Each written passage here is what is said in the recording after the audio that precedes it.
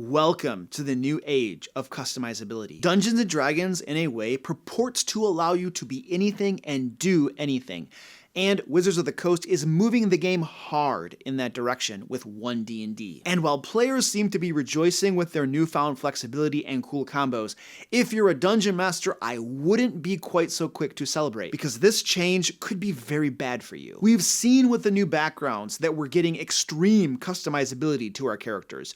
You get the ability score bonuses you want, 2 skill proficiencies you want, 1 tool proficiency you want, a language you want, and a feat you want. Races no longer lock you into classes based on ability score bonuses. Instead, you can be whatever race you want and have whatever background you want and still play the class you want. Now, we have yet to see the new One D&D classes come out, but this current direction makes me wonder what those will look like. What customizability might we see when they release the playtest rules for those classes? Will we be able to use features from other classes? Will multi-classing be that much easier? Will splashing 2 of this and 3 of that be really the thing to do now? And what does this mean for players? Now, the player in me loves the direction these new changes are headed in. I mean, I recently built a warlock for a game I'm playing in, and I really wanted to be a human, but the min-maxer in me just couldn't pass up the bonuses that a half-elf gets. So when I imagine how cool it would be to pick my ability score bonuses and not worry about limitations, well, I mean, I just love that. Of course, no one will actually use the pre-made backgrounds. My prediction is that almost everyone will use the build your background rules to customize their PCs however they wish. Or they'll just start out with a background and swap things out, like swap almost everything out. So these changes certainly seem great for players. For players who love role-playing something really unique, or building a character in just a specific way, or even all of the hordes of min-maxers out there who are binging on all of the ranking videos that are flooding our space, you're finally going to be able to build the exact character you want, and perhaps the most OP character you've always dreamed of. What does this mean for dungeon masters? The power curve is increasing a lot. Customizability will make for more powerful builds. This is just the way it works. When there are more character options and more ways to combine them, customizability, people will find combos that are really good and extremely powerful. Those combos first make their way to subreddits and then into YouTube videos and then into actual games. I mean, just take a look already at all of the crazy combos and broken things that are being released out there on YouTube. When you can customize things and do things, this is what you're going to find.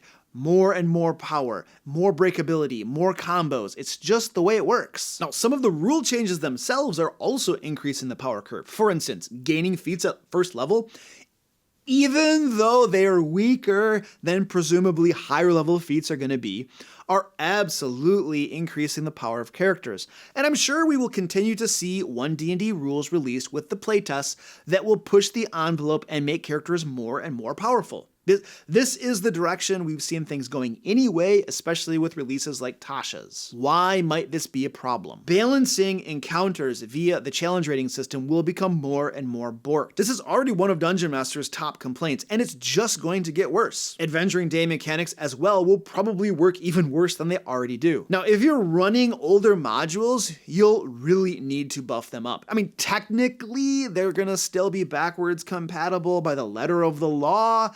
However, they're going to need extensive rework and tweaking by DMs who want any semblance of challenge and not just cakewalks. In fact, I think that we're already seeing that now with the more powerful character options released through books like Tasha's. I mean, imagine how much older modules will lag behind once players can customize characters even more. And you might also see that monsters from older source books will simply not hold up. They'll just be too weak. Dungeon masters will need to customize all such monsters to help them keep up with the power creep. The result of all of this, if left unchecked, will be dungeon master frustration. Now, this might drive us to use the older material less and less. I mean, who wants to rework everything?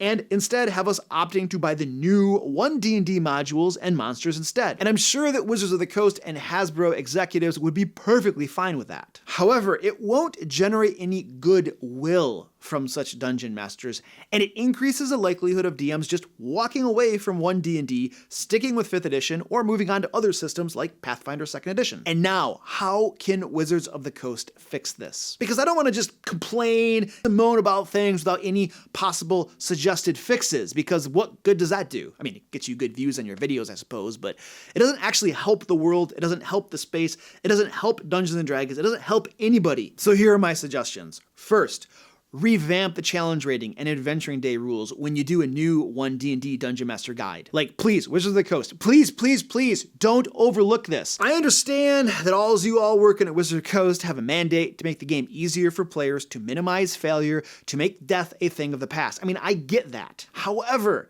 if you just skip updating the challenge rating system, things are going to become even more broken than they are now. Please understand that a dungeon master, especially a new dungeon master's inability to properly balance their adventures is a major source of frustration, and that it frustrates players as well. Now, I know that you are primarily catering to players based on the products you launch and the rules you're changing, but my plea is that you don't forget about the wonderful dungeon masters who run the game and make it possible for there even to be players. When designing 1D&D, think about balance a bit more, and not only about encouraging people to buy the books by making the character options more powerful. Next, please buff the monsters and the new books you're making to help them keep pace with more powerful characters.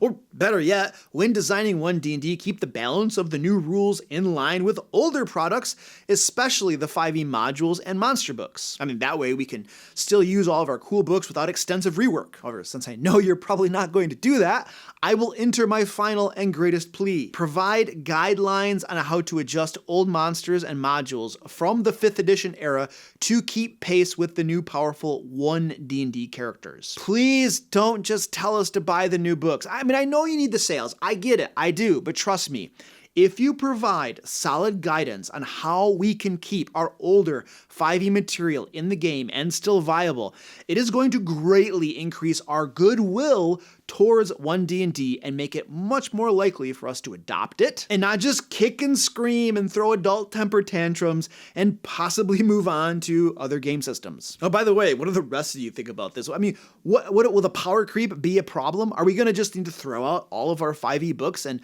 how do you think Wizards of the Coast can fix this? That's a prompt for a comment down below. What does this mean for the future of D&D? If they don't implement some of these suggested fixes, we're going to end up with a lot of happy players and very unhappy dungeon masters. Now, since there are always more players than dungeon masters, it might seem on the surface to be a low-risk move. I mean, you make 80% of your customers happy while 20% are not so happy. However, frustrating dungeon masters is a very bad long-term move. After all, how many players do you think you're really going to have if fewer and fewer people are willing to be dungeon masters? I mean, at least for 1D&D. And even though there are a lot more players than dungeon masters, who do you think buys most of your products? Now, I suspect Wizards of the Coast knows this, so my hope is that we'll see quality of life improvements for dungeon masters with 1D&D and not just for players. However, the cynical part of me also suspects that perhaps Wizards of the Coast is willing to let their established dungeon master customers go,